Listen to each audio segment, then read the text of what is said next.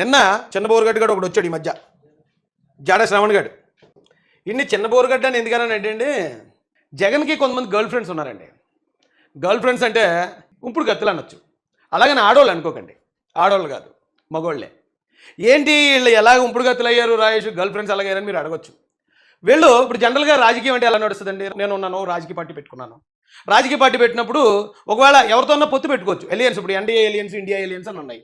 అఫీషియల్గా పొత్తు పెట్టుకుని ఇక మీకు ఇన్ని సీట్లు మాకు ఇన్ని సీట్లు, మేము మీకు సపోర్ట్ చేస్తాం, మీ ఓటింగ్ మాకు సపోర్ట్ చేయండి అని వెళ్తారు.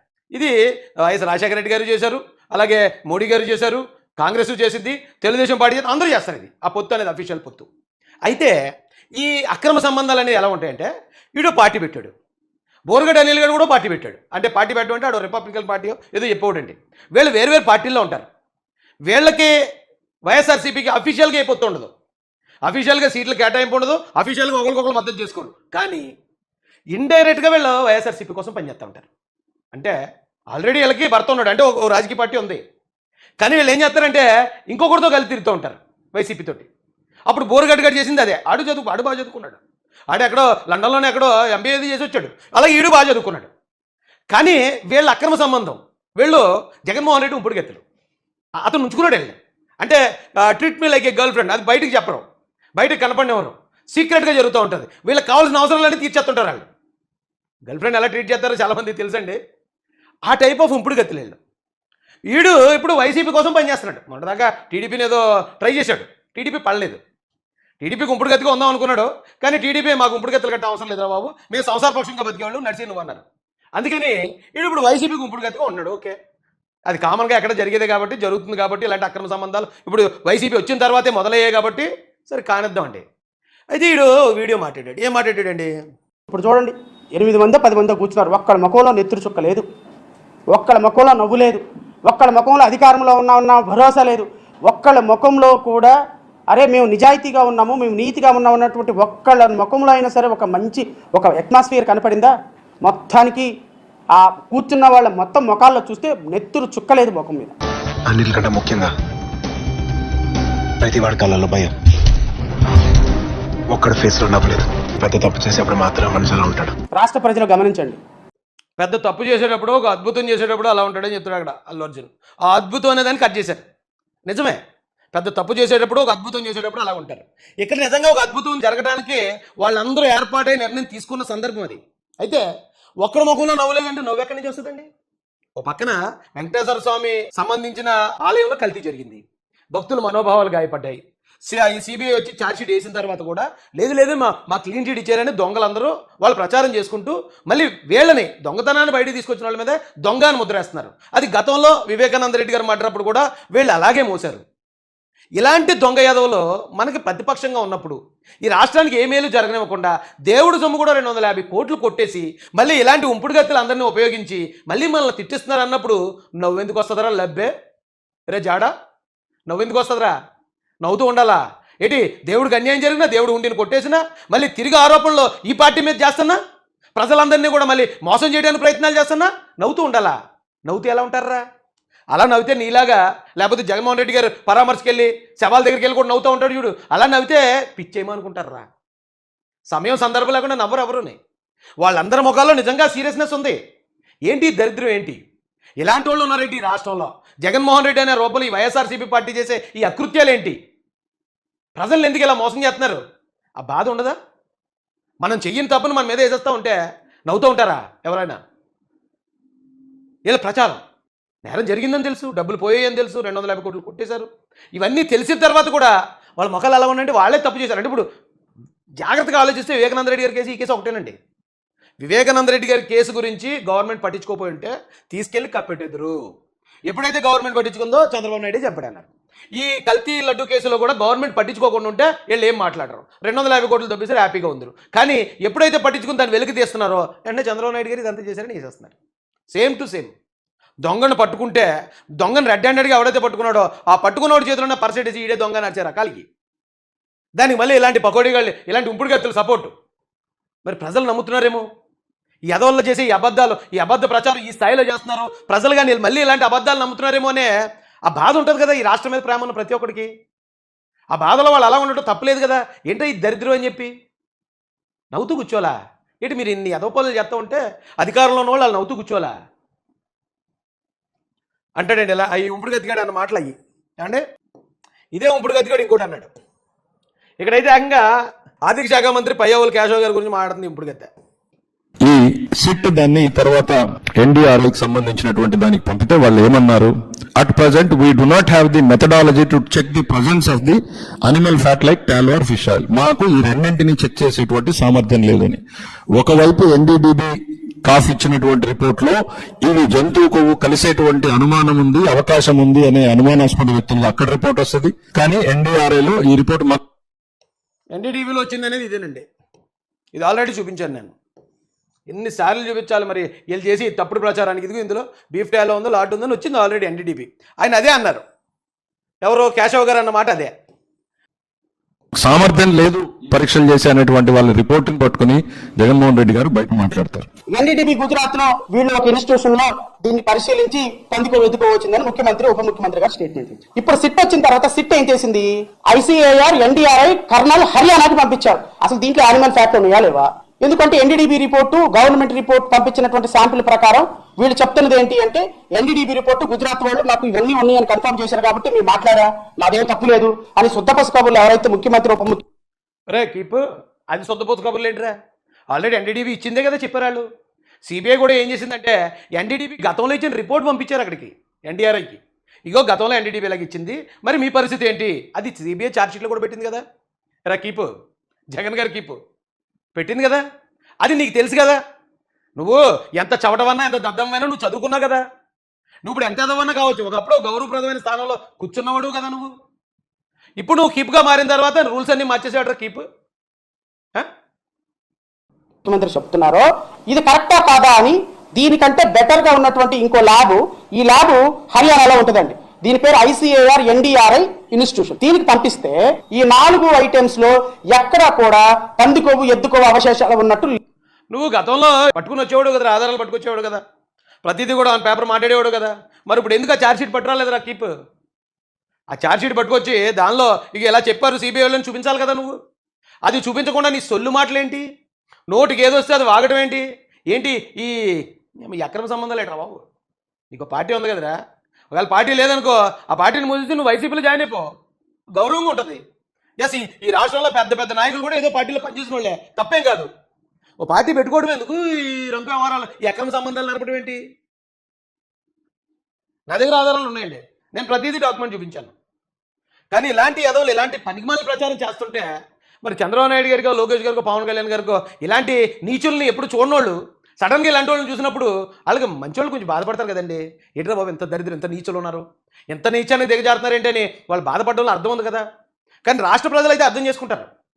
చంద్రబాబు నాయుడు గారు లోకేష్ గారు పవన్ కళ్యాణ్ గారి వాళ్ళు ఎందుకు బాధపడుతున్నారో రాష్ట్ర ప్రజలకు తెలుసు.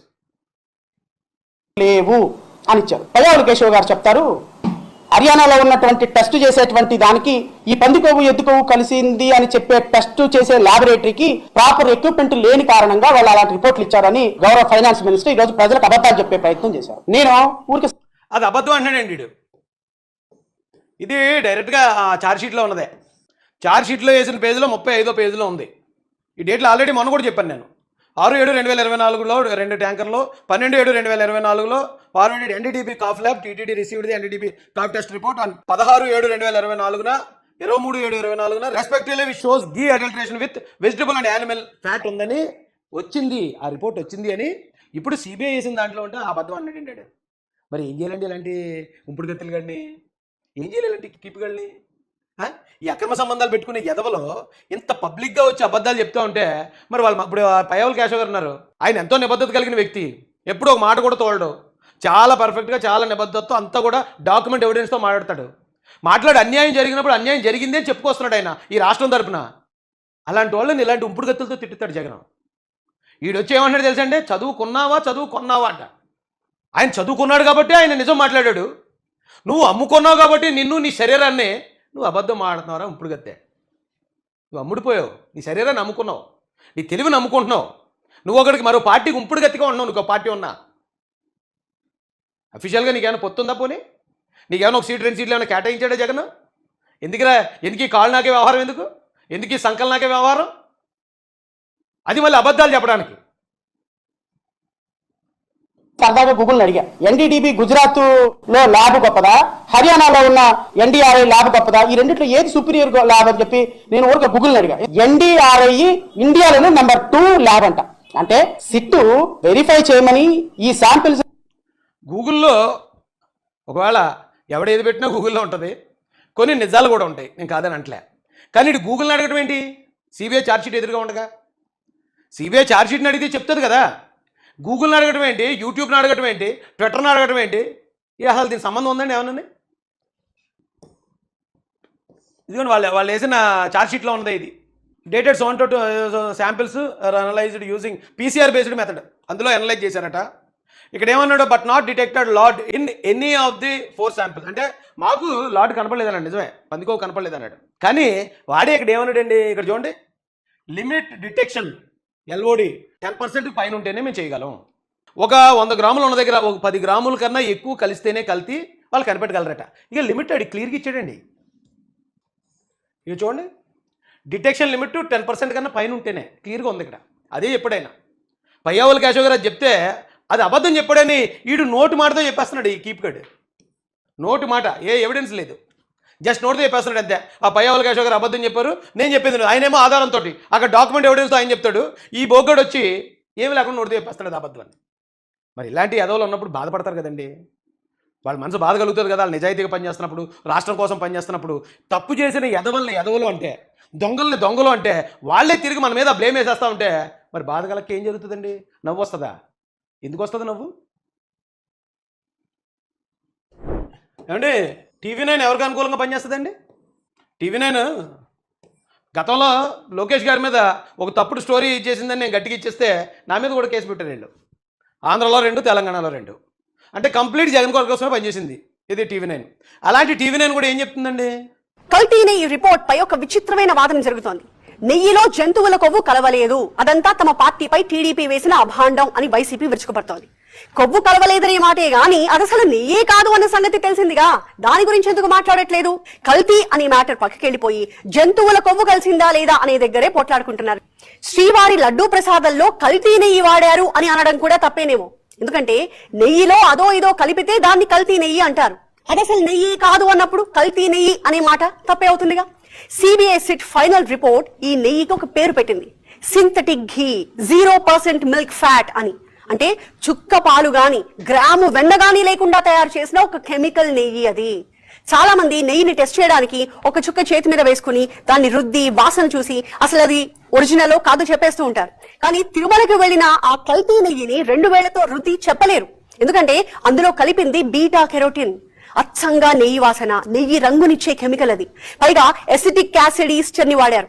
ఇది కలిపితే క్వాలిటీ టెస్టుల్లో కూడా అది స్వచ్ఛమైన నెయ్యే అనే రిపోర్ట్ వస్తుంది.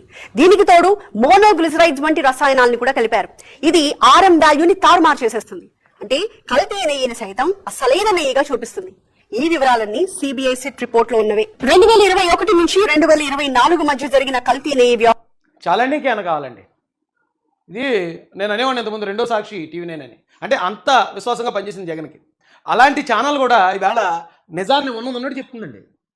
ఎలాంటి కెమికల్స్ వాడారు, ఎలాంటి యాసిడ్స్ వాడారు, అసలు అందులో పాలుకు సంబంధించింది ఏమీ లేదు. 100% అది కల్తీ అంటాడు. కల్తీ అని కూడా అనకూడదు. అంటే కల్తీ అంటే దాంట్లో 1 లీటర్ పాల్లో 1/2 లీటర్ నీళ్ళు కలిపితే కల్తీ. అసలు అది పాలే కాకుండా వేరే ఏదైనా పదార్థం అయితే నకిలీ, కంప్లీట్ నకిలీగా లేడు. గతంలో వచ్చిన ఎన్డీటీవీ రిపోర్ట్ ద్వారా కొంచెం ఈ ఫ్యాక్ట్లు కలిసి ఉంటాయేమో అని చెప్పారు చంద్రబాబు నాయుడు గారు, పవన్ కళ్యాణ్ గారు. కానీ అంతకన్నా దారుణంగా 100% నకిలీ. ఇది ఎంతో కొంత కలవటం కాదండి, 100% అది నకిలీ పదార్థం, అది కెమికల్ పదార్థం. అప్పుడు ఇంకా అంతకుముందు మాట్లాడిన దానికన్నా పెద్ద నేరం కదా ఇది. అయితే వాళ్ళు తెలివితేటలు మనం మెచ్చుకోవాలి. బాబాయ్ నాళ్ళే లేపేసి చంద్రబాబు నాయుడు గారు చంపేశారని నమ్మించారండి. నమ్మించాం అందరం. అయితే ఇంకోటి ఏంటి, ఇది ఒకవేళ చంద్రబాబు గారు కానీ పవన్ కళ్యాణ్ గారు కానీ 2024 ఎలక్షన్కి ముందు ఎలక్షన్ క్యాంపెయిన్లో కనుక ఈ లడ్డూ విషయం ఇలా మాట్లాడుంటే, లేదా ఇలా రాజకీయానికి ఉపయోగించుకున్నారు అనుకుందామండి. ఎలాగా 2019 ఎలక్షన్కి ముందు జగన్ గారు కోడికత్తి డ్రామా, గొడ్డల డ్రామా ఆడినట్టు కనుక ఇప్పుడు 24కు ముందు చేసుంటే వీళ్ళు రాజకీయం కోసం చేశారు అనుకుందాం.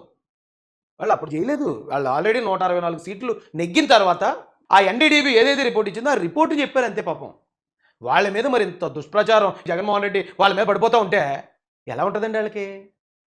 వాళ్ళకి తెలియదు ఇంత కన్నింగ్ నాటకాలు ఆడడం, లేకపోతే ఇంత అబద్ధాలు ప్రచారం చేయడం, ఏదో పనులు చేయడం, ఆ ఏదో పనులు ఎదుటోళ్ళ మీద వేసేయడం, వాళ్ళకి తెలియక పైగా వీళ్ళని ఎలాగ కరెక్ట్గా కట్టడి చేయాలనేది కూడా ఇంకా వాళ్ళు ఆలోచించలేదు. ఇంత దారుణంగా ఉంటారని వాళ్ళు అనుకోరు కదండి. లేదంటే ఈ పాటికే ఈ ఎన్డీటీవీ రిపోర్ట్ పట్టుకుని ఒక సిఐడి సిట్ వేసి మొత్తం జగన్ గారిని మొత్తం అందరిని అరెస్ట్ చేయించేది వీళ్ళు. ఎప్పుడైతే అది వచ్చిందో ఇక ఇందులో పందుకో ఉంది, ఇదిగో ఎన్డీటీవీ రిపోర్ట్ మొత్తం జనాల దగ్గర ఉండి పాటికి. లేదా ఇప్పుడు సిట్ వేసిన ఛార్జ్ షీట్ అట్లీస్ట్ ఆ ఛార్జ్ షీట్లో వచ్చిన 36 పేర్లు, ఆ తద్వారా వచ్చిన 250 కోట్లు, ఆ ఛార్జ్ షీట్ ఇప్పుడు ఎంతమంది దగ్గర ఉందండి? ఎంతమంది మాట్లాడారు దాని మీద ఇప్పుడు దాకా? అదే జగన్ అయి ఉంటే ఈ పాటికి ప్రతి ఒక్కడింటికో ఛార్జ్ షీట్ ఇంటింటికి వెళ్ళి గడపకు పంచేది. అలాగే ఒకవేళ వీళ్ళ పేర్లు ఉన్నట్టు కనుక తెలుగుదేశం వాళ్ళ పేర్లు కానీ అందులో ఉండుంటే ఈ పాటికి ప్రతి ఇంటికి గడపకు ప్రోగ్రాం పెట్టి ఆ ఛార్జ్ షీట్ పంచేది. అలా చేస్తున్నారు వాళ్ళు. ఆ స్థాయిలో కూటమి అంత కన్నింగ్నెస్ లేకపోతే అంత ఇది లేదు. మనం ఇప్పుడు పెట్టుబడులు రావాలి, అక్కడ ఈ కంపెనీలు ఓపెన్ చేస్తున్నాం, ఇక్కడ ఎన్ని ఉద్యోగాలు వస్తున్నాయి, ఆ గవర్నమెంట్ ఉద్యోగం అలాగే ఉన్నారు పాపం వాళ్ళు.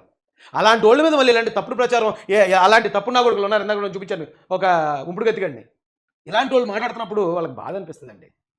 పరిపాలన చేయలేరు తిన్నగా, మనశ్శాంతిగా వాళ్ళు ప్రశాంతంగా పరిపాలన చేయనివ్వట్లేదు వాళ్ళని. ఎన్ని తెలిసినా కూడా ఇంకా అనుమానాలు ఉన్నాయంటారు కొంతమంది. మరి అదేం కర్మ నాకు అర్థం కాదు.